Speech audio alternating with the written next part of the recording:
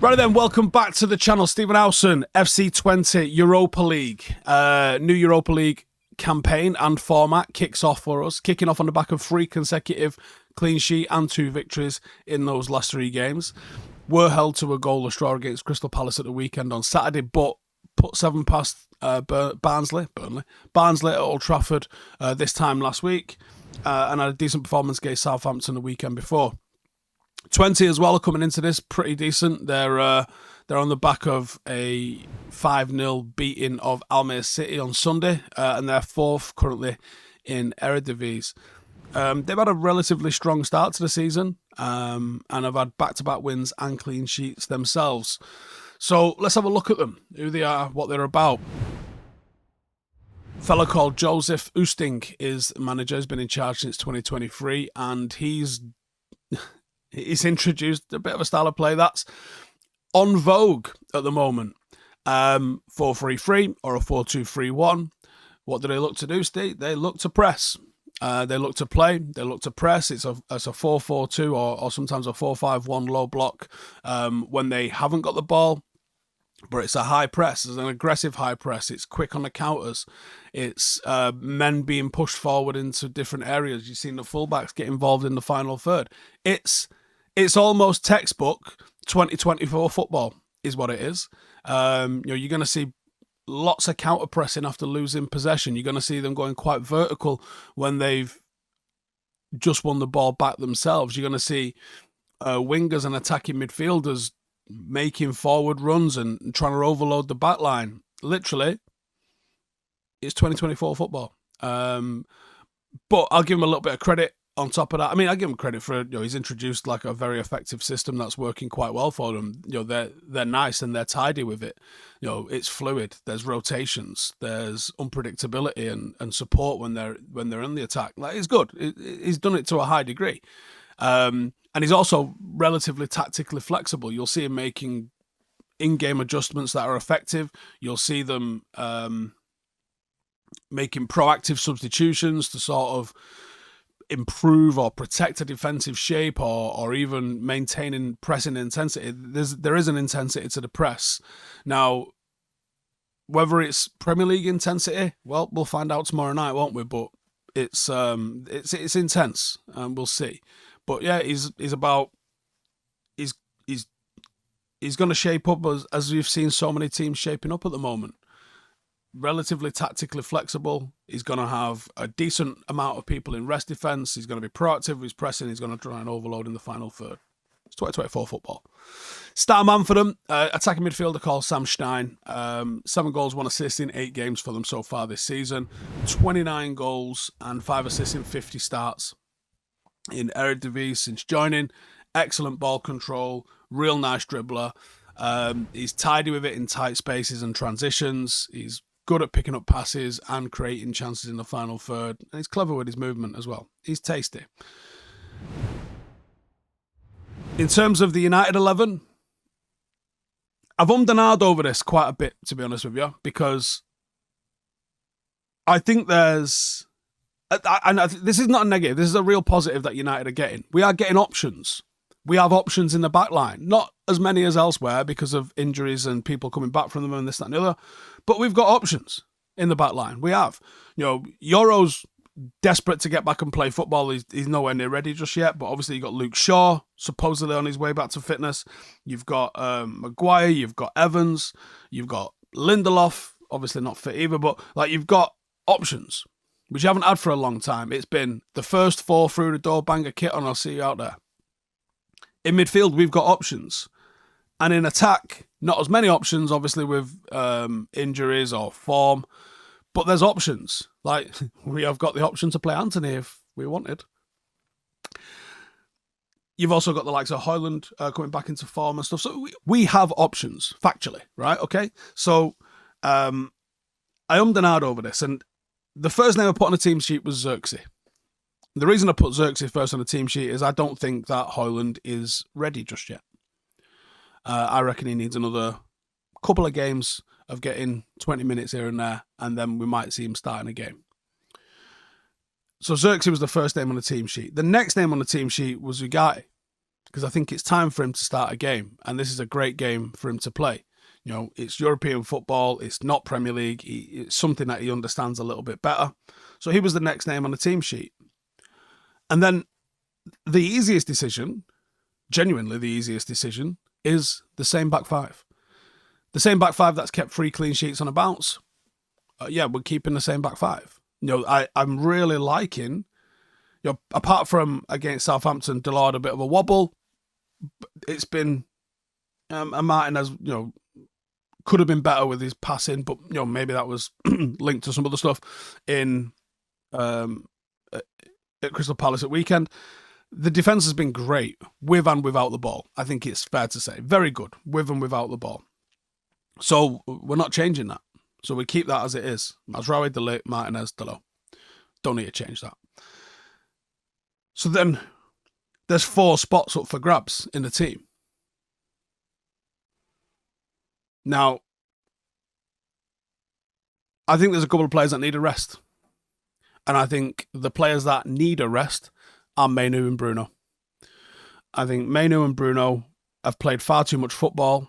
Bruno over the last half a decade and Mainoo over the last season. And I don't think this game requires that they play. So I think it was a very easy decision to drop Casemiro into this team alongside Ugarte. And I think that could be quite effective. I think Ugarte and Casemiro would be a real nice midfield, and it's, you know, perhaps even a bit of overmatch in midfield that we don't necessarily need. But I think that's a real nice combination in midfield that would be pretty effective for us. So then, who plays in the 10? Now, I do harbour designs of seeing Xerxes in that 10 while Bruno's rested and giving Højlund a go at number 9. But that's not going to happen today. And I'm not sure if Christian Eriksen's able or capable to play another 90. Maybe he doesn't need to play 90. Maybe he only needs to play 60 or even 45.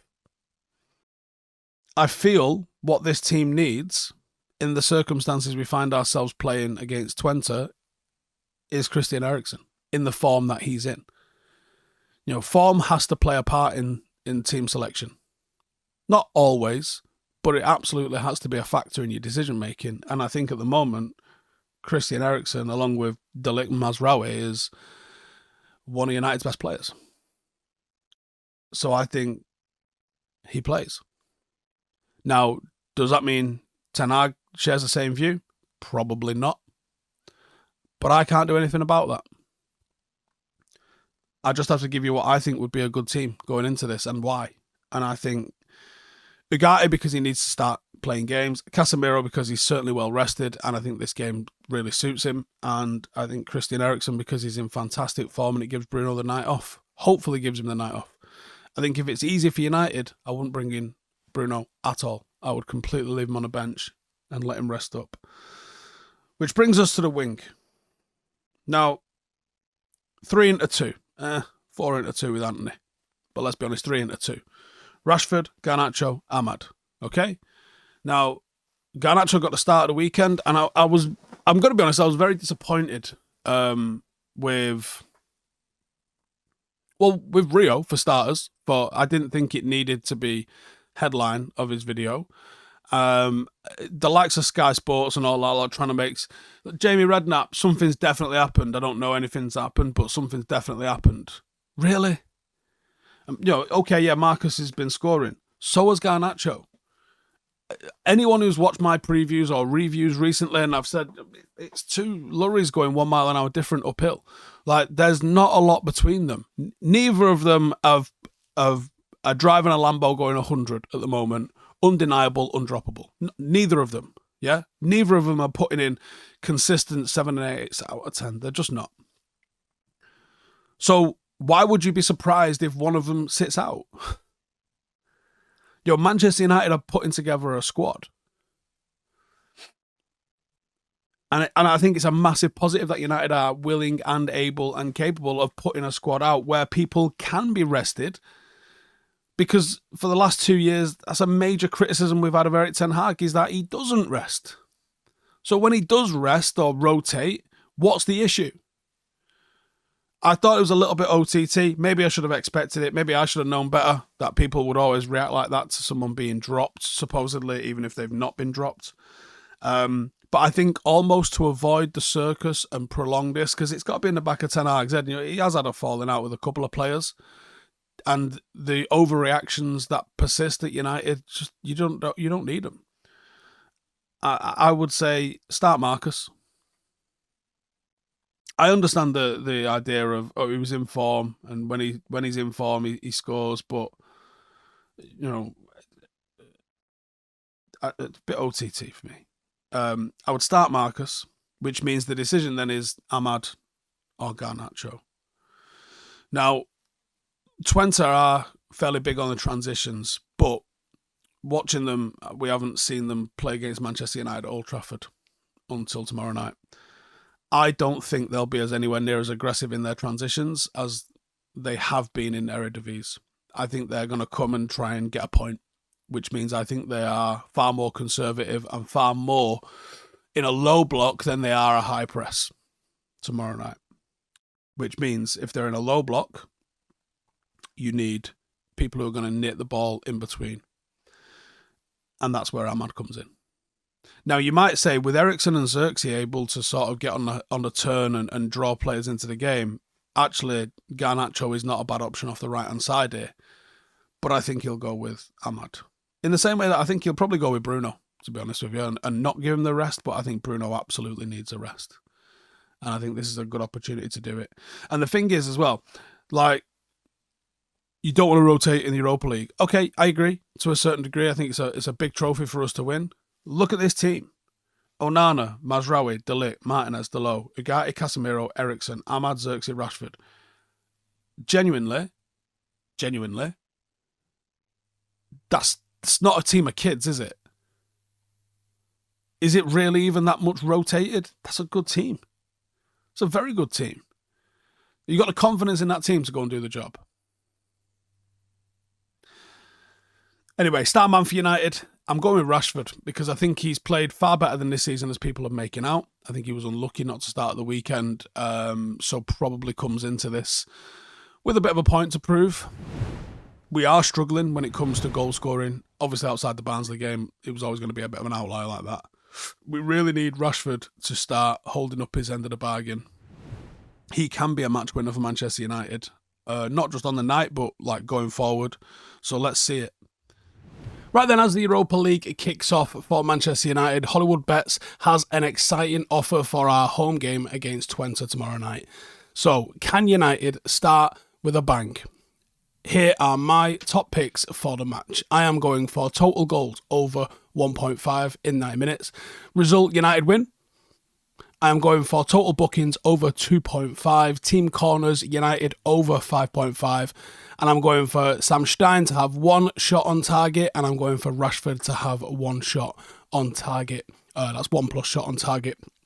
That's been boosted from 6-1 to 7-1. So if you place a £10 bet and it wins, you will get 80 quid back. And if you'd like to claim this bet boost, all you got to do is click the link in the description. If you're new to Hollywood Bets, you can create an account and take advantage of the new customer offer. The link for that is in the description. Odds are subject to change. You must be over 18 to participate. Remember, football and United especially are unpredictable. The bet's meant to enhance your excitement watching the game and is certainly no guarantee of a win. For more information on responsible gaming, please visit begambleaware.org. Remember, this bet is brought to you exclusively by Hollywood Bets. Click the link below to get involved or share your bets in the comments. And how do you beat them? Well, first 30 minutes is critical. Any team playing away in Europe is going to be tough, especially early in the match. The crowd and the atmosphere will be intense, so Twente might get into it.